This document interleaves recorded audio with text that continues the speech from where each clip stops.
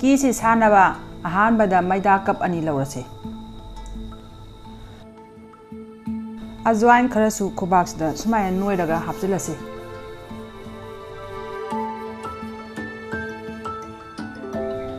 Thum kharasu hapasi aduga mathakta thau kharasu haijilase. Thau sigi mahutta gi oina hapasu yai. Ising haptringaida amutang phajana mix tawgisi.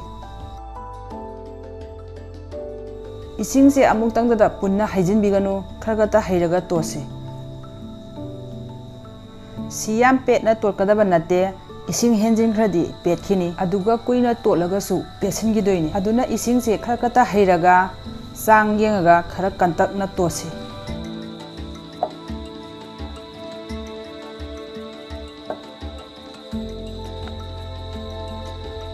Mathak se kangsin khidanaba phi sina kupsil si ngaktang rest tahonsi minute manga taradang.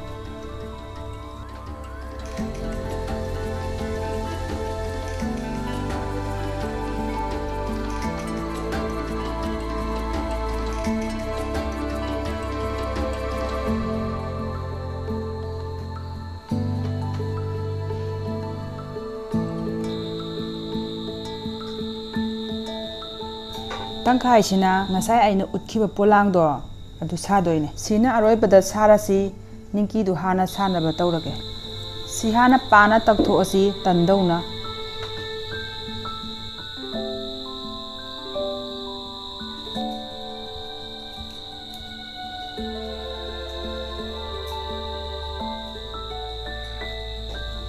khara thana takhragadi horen ningki do kemba khara watkani yam pana sunate mayai oirapna takpiyo yumda akhoina tan hongnari do adugi sangda adum takpiyo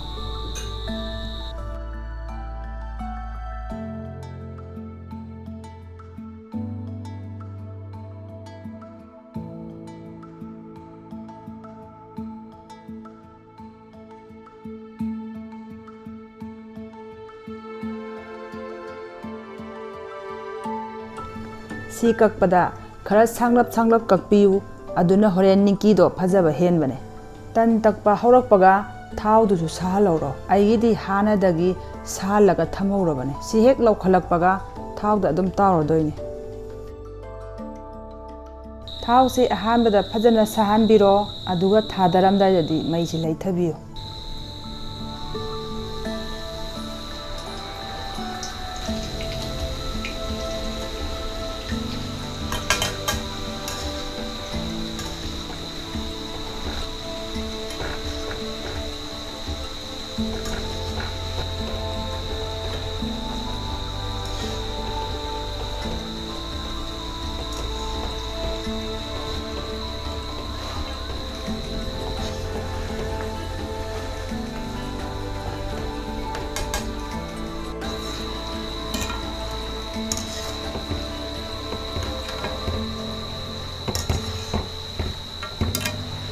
Tawri ngai manung sidadi mai se anembada adum thambiyu natradi kemba watkani horen thang tharam dai dadi ngahak tangi oina mai se khwaigi akanbada lekhatpiyu ningki sina thau se subsindanaba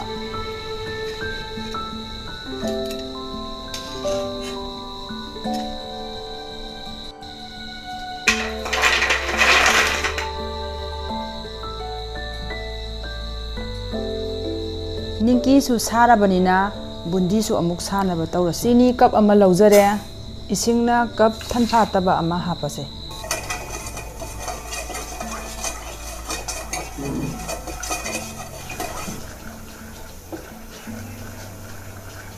sini si khara nap launa lonbiu khutna paibada nap lauba phawgadabane bundi gi damak halwa haunaba suji do chamas ama laurasi besan su chamas ama hapsare maida cup ama hajilasi baking soda khara hapsare chang chap manana baking powder su khara hapsare ising hajin ringai sida hana amuktang phajana mix tawkisi sida su ising se amuktang da punna hajin biganu matum yawhini thakata hairaga phajana tosi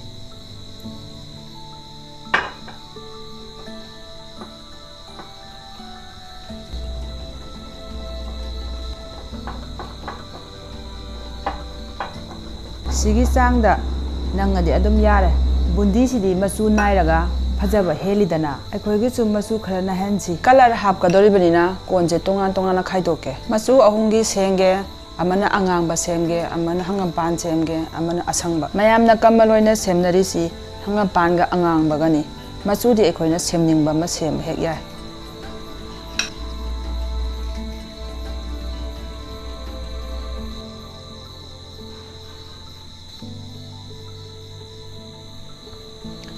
bundisi haunaba asengba zarapti tongana lay yumdari thawoina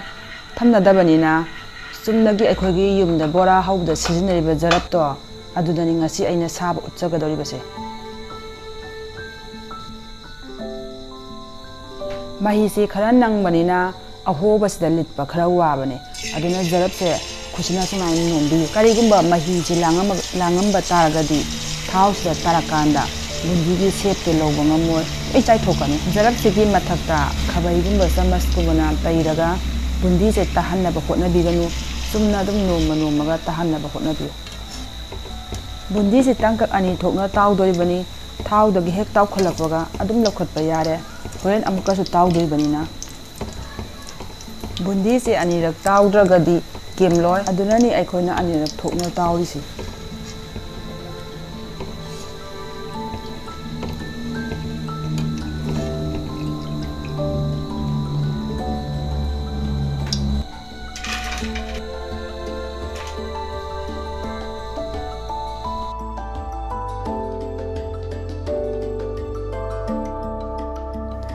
anirak subagi tawbadadi maise khara kana lekhatpiu thawse khara kana sahangadabane si punna dum tawsilase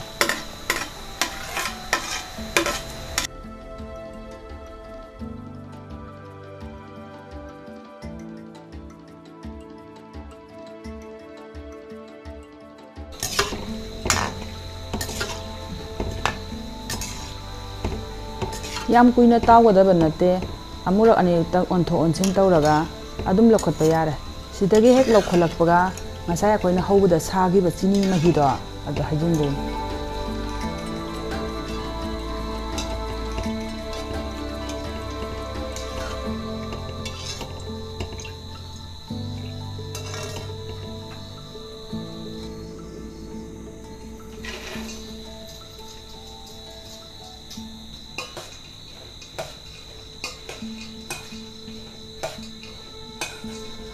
chini mahisida yam kuina lupsilaga thambiganu ngahaktang ontho onsen tawraga adum lokhatpiro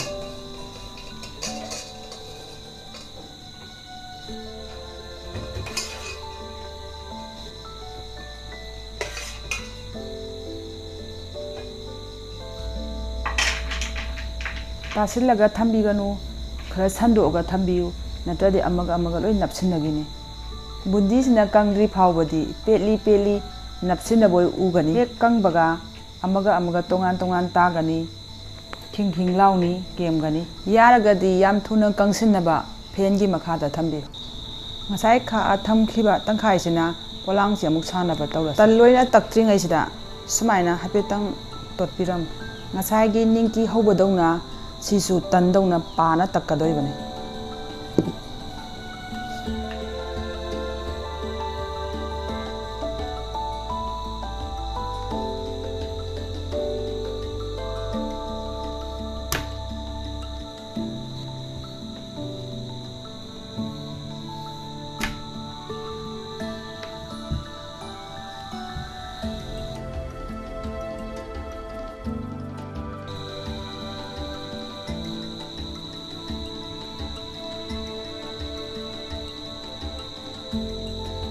si kakpadadi ningki dauna pakna kakpiganu paringse khara piklapna kakpiyo paringse pakhragadi horen polangi shape to phajaroi do mawong su taro pi makhai phajaba henbani luba henbani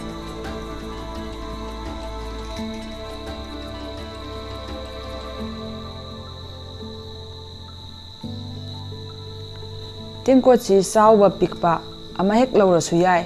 adubu tengkot arumbadi lawbigano tengkot arumbadadi semba yadabani horen thawda tawbada phak yam tabane polangi paring ani thengnariba mafam singse इसिंगसिना तैरगा नपसिनबिरमु नत्रदि होरेन थाव यो ताव गांदा लोय नानथोलकने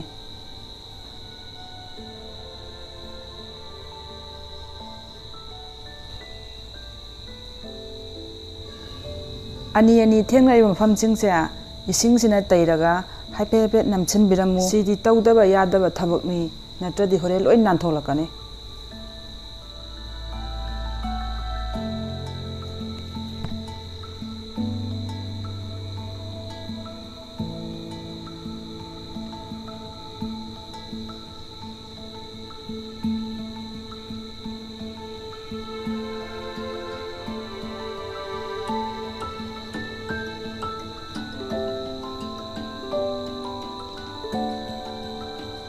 सुमना अखोइना युमदा पोलांग थमुक लोनबगी मवोंगदो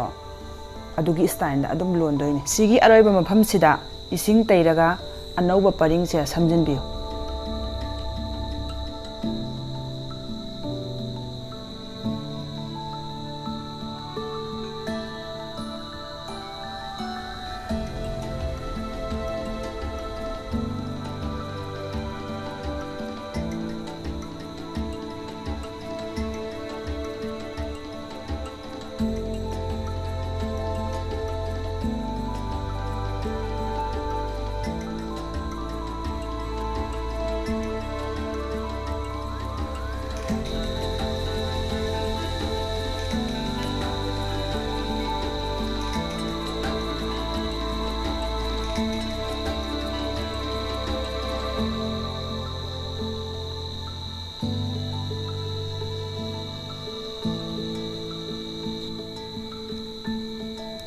अहेन मसिंगसे अदुम लौथोकपिरमु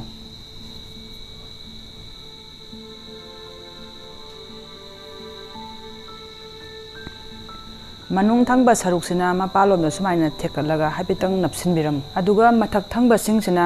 मनुंग लोमदा सुमाइना थेकसिनबिरमु मयाम लोइजरे पोलांग साबा फजद्रसे असे मुक ताउनबा तौरसी थाउदी हानादगे अइना साला थमबने